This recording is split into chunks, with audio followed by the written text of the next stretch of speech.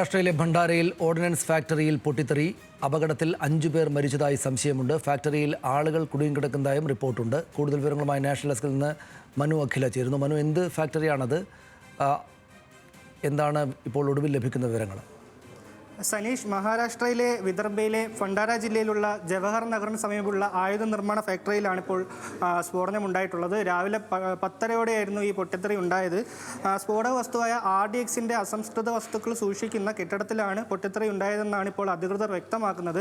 എന്നാൽ ഇത് സംബന്ധിച്ച് ഔദ്യോഗികമായ സ്ഥിരീകരണങ്ങളൊന്നും തന്നെ വന്നിട്ടില്ല. സ്ഫോടനത്തിൻ്റെ കാരണമെന്തെന്ന് സംബന്ധിച്ചും ഇതുവരെയും വ്യക്തതയൊന്നും വന്നിട്ടില്ല. 5 കിലോമീറ്ററിലേറെ ഈ സ്ഫോടനത്തിൻ്റെ പ്രകമ്പനം ഉണ്ടായതായാണ് ദൃക്സാക്ഷികൾ വ്യക്തമാക്കുന്നത്. ഇവിടെ കറുത്ത ഒരു പുകയും ഉയർന്നിരുന്നു.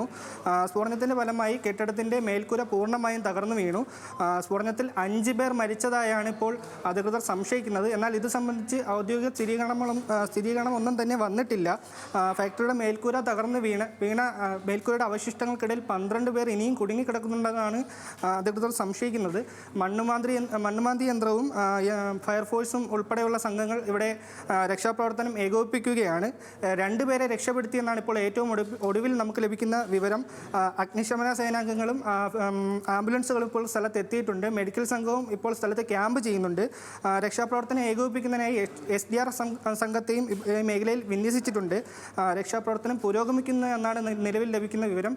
ഇത് സംബന്ധിച്ച് കൂടുതൽ വ്യക്തതകൾ വരും മണിക്കൂറിൽ മാത്രമേ വ്യക്തമാവുകയുള്ളൂ.